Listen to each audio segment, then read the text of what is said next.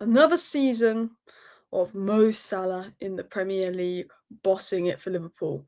Another season of Van Dijk being Van Dijk, one of the best defenders and centre backs ever seen for Liverpool. Next season, Liverpool will be strong. They might lose Trent.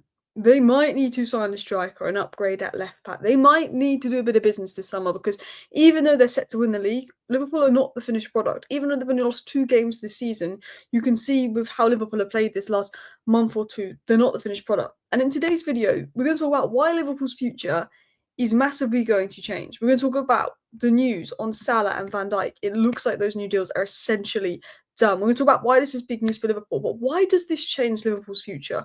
What is the importance of this? Because this is big for Liverpool and their transfer plans and how they can plan for next season. Because if you lose Van Dijk and Salah, you know, what you want to do next season, which is probably bring in a striker to replace Nunes, bring in an upgrade on Robertson, bring in the Trent replacement, you'd then go and have to replace Van Dijk and Salah and not get any money for Van Dijk, Salah and Trent and try and replace them all, despite needing reinforcements elsewhere. So we're going to talk about the news, we're going to talk about Liverpool transfer news, and I'm going to give you my thoughts on this Salah Van Dijk situation. So it was said by Romano, breaking Mo Salah closing in on a new deal at Liverpool as agreement is in final stages. Club confident to get it done. Same for Van Dijk, who recently confirmed positive progress made. Salah and Liverpool expected to continue together. Not only is Salah's new deal imminent, but Liverpool are confident they will get a new deal sorted for Van Dijk soon. Salah and Van Dijk expected to stay at the club. Trent although is closing on a move to Real Madrid. David Ornstein said this morning, a few hours before this, it's been my understanding throughout that Liverpool are confident and optimistic of renewing Van Dijk. Now it's a case of rather than if you will, when. So let's just explain that. So there's been so much news and speculation that Salah and Van Dijk were going to stay at Liverpool and Trent was going to go to Real Madrid. That's always been the feeling. But there'd be news that Salah's new deal was close, and that would be like in November, December. Nothing would really come to the story. And I haven't really made any videos on this contract situation because, to be honest, there's not much to it. There's, I think, media that's just been guessing and guessing and guessing. But we finally got the breakthrough today that Salah and Van Dijk are going to stay at Liverpool. Unless something goes massively wrong, it looks like it's a matter of when, not if they're going to say, like, just when it's done.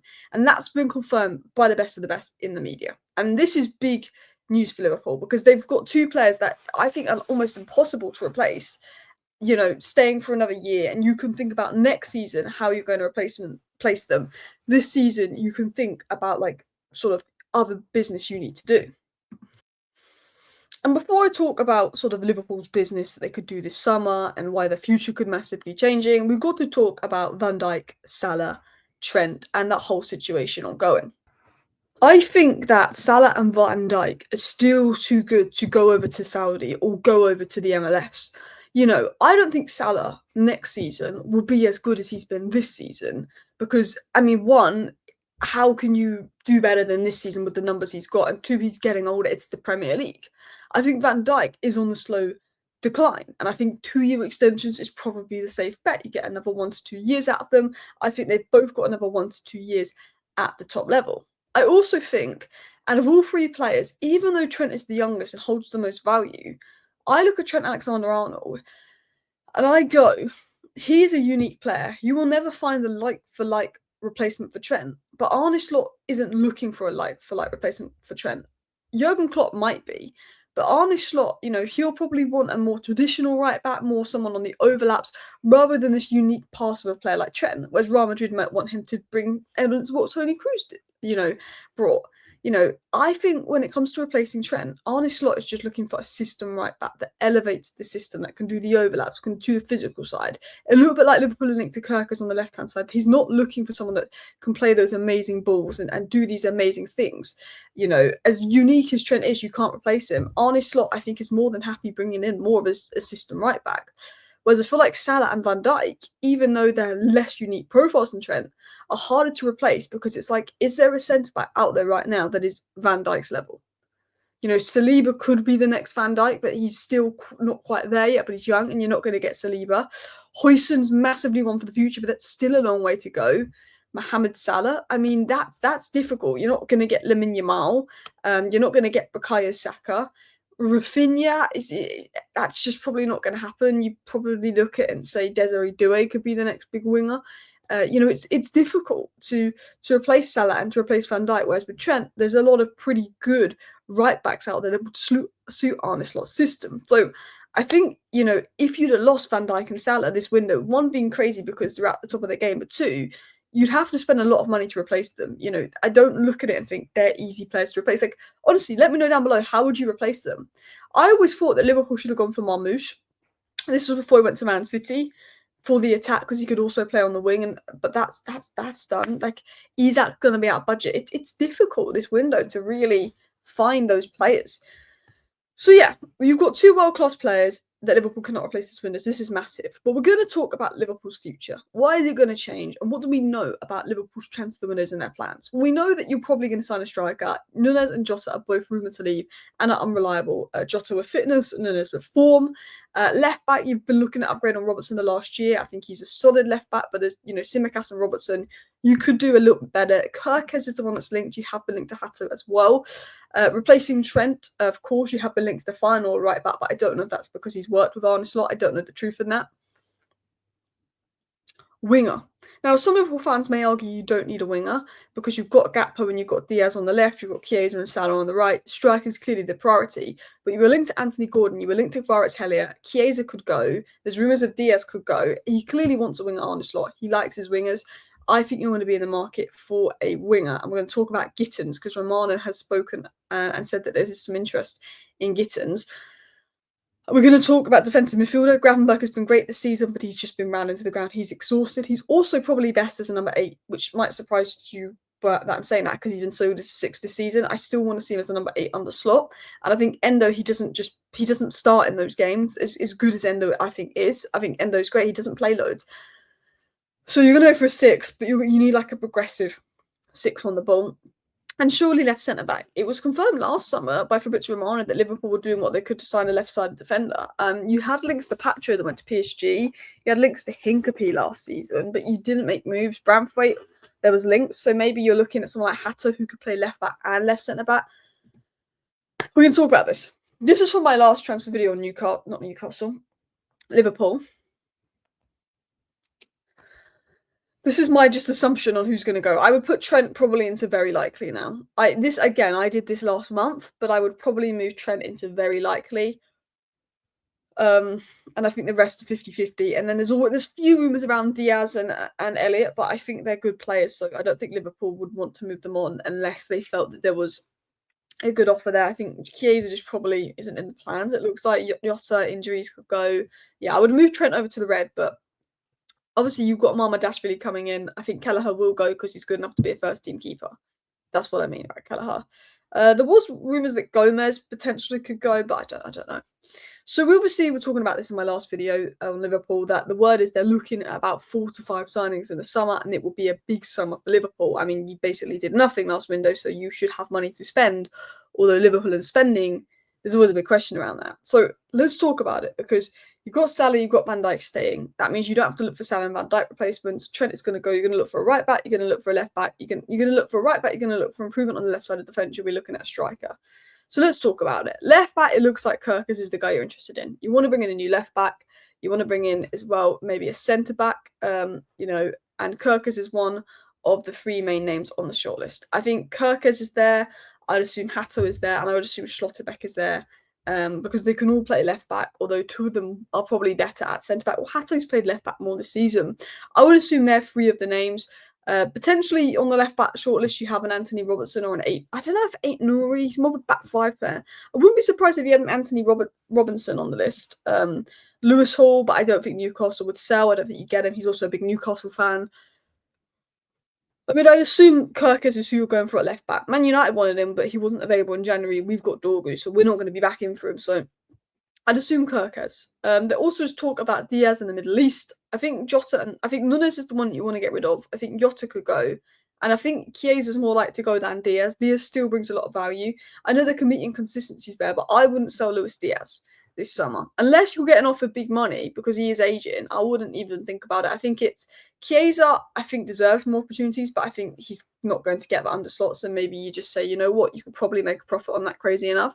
Nunes, of course, and Jota. That's just the way I look at it. I think they will potentially go. Now, Romano confirmed that Liverpool are scouting Gittins, and I think this is the guy. I feel like Kvaratskhelia at PSG, Desiree Doué's at PSG. There's a lot of good, talented players out there, and Mbeumo or Semenyo wouldn't surprise me. Acuna is more of an inside forward than a winger, and I think that you want a winger. I think Nico Williams looks Arsenal bound, and I look at the market for wingers. I think Rafael Leao is incredibly overrated, and I feel like this guy wants the Premier League move, and I feel like he's got Liverpool all over him. So, what do we know about Gittins? Very good in 1v1 situations, confident, agile, very good under pressure, very good dribbler. Arne Slot wants someone with ball carrying ability that can take on the player, that can get up and down the flank, has relentless running and pressing, and Gittins brings that. He's dangerous on the left side, on the right side. He's two-footed. He's unpredictable. He's versatile. Antony, when he played for United, you knew he was going to cut in on his left foot and shoot. He's so unpredictable that you don't know what he's going to do. He's got the pace. He's got the acceleration. He's able to beat defenders and spark counter-attacks. I think why Arne Slot will like him is he likes to drive the ball forward. He likes to progress play, transition forward. I think he's got the vision, he's got the creativity, but he's got the work rate. And I think, Anthony Gordon, I could see the transition threat, the work rate, the drive, the carrying. Why Slot would have wanted him, I think this guy suits that. He's got the skill, the speed, the intelligence, can stretch the defence, can break the lines, and wants to make something happen. He can play on the left, he can play on the right. I think he's a very good player. He's got decent output, 8 goals and 3 assists in the Bundesliga this season. It's not crazy output, of course. It could be better. He could have better stats and all of that. But he's 20 years of age. He's incredibly young. And I think, he's not going to be the ready-made product. His first or second season at Liverpool might be very, but it might be his third or fourth season where he looks great. He has predominantly played as a left winger this season. But he has played 2 or 3 games as a right winger. He's got 4 goals in the Champions League. He currently has 12 goal contributions this season. But I think outside of goals and assists, it's more just the energy that he brings. I think he's a very, very exciting player. And I can see why Liverpool have a strong interest in him. It's always a risk bringing in players from the Bundesliga, but he does look physically able to handle the Premier League. There's the interesting Kirkers, but Semenyo is definitely one to watch. Richard Hughes, the Bournemouth links, of course. And one player you've been linked to recently is Hugo Ekitike. I don't know if I've said his name right. It's a name that pops up the most when I speak to people, so I think it's one to keep an eye on. Now, I don't think you're going to get Alexander Isak. 1, I don't think he wants to leave Newcastle. 2, I don't think Newcastle are going to sell. And 3, I don't know if you'd really want to spend 150 million on one position as good as Isak is.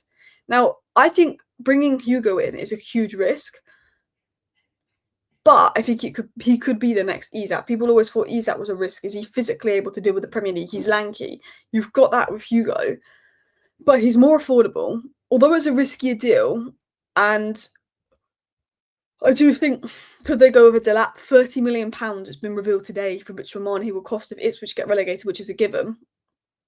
I do wonder, how would Ekitike deal with the physicality of the Premier League? Something tells me, and I'm worried about this, I'm seriously worried about this because I want him to come to Manchester United. Something tells me Liverpool are going to sign Delap. Something tells me Liverpool are going to do a deal for Delap with Ipswich. £30 million, bargain price. It's got Michael Edwards all over it. But I think this could be one to watch. There's links with João Pedro. The one thing I don't know, and you might have to answer this down below, is what kind of striker does Arne Slot want? Does he want more of a Roberto Firmino-esque player? Someone that's going to be the false 9? A Cunha, a João Pedro type player that could play, even a Morgan Rogers. I think Morgan Rogers would be a really good addition for Liverpool, where it's not really a striker, they're more of a false 9, like attacking midfielder, and he would be playing in Gakpo on the left and Salah on the right, like Firmino did. Or do you want an out-and-out striker, like a Vlahovic, Victor Osimhen? That's my big question around what would Liverpool want. I know that you're looking to improve the left side of defence. These are players that can play left centre-back and left back. Lukeba I don't think it's actually been linked to you, but I wouldn't be shocked if you went for him, but I think he's a little bit overpriced. Hato could be available for a good fee. There's definitely areas of his game he still needs to develop in the raw. Schlotterbeck, I think he's the top 3 centre-backs in the world for me. I'm not watched him week in, week out, but Champions League games, I think, if you're looking for a Van Dijk replacement, you could bring him in and pair him up with Van Dijk and then phase Van Dijk out for Konate if you're going to give Konate that new deal. I think Slotterbeck could be that guy. I think you're also looking at DMs, you know, Subamende, how much you wanted him. As good as Gravenberg's been, I think you still have interest. I think Adam Wharton is who you probably want, but Palace are going to ask for 70, 80 million. I think Angela Stiller is probably the closest to Subamende, but like Subamende, is Subamende going to leave Spain? There's always the question of, would he leave Germany? I think he's like going to go to Bayern Munich. And then a rogue one, and again, this is one of those Michael Edwards, Richard Hughes rogue ones, Hayden Hackney. He's only in the Championship, but very progressive in terms of what Slot would be looking for. So that wouldn't surprise me either. And I think, you know, now you've got Salah and you've got Van Dijk, that's big. You've got this big summer ahead. People are saying, you know, Man City and Arsenal will be back next season. Liverpool won't be anywhere near the league title next season. Liverpool are not the finished product. They've won the league despite not having the striker, despite not being the finished product, despite some of their best players aging. But Liverpool will very much be up there next season and could retain it. It will be difficult to retain, but they will do business.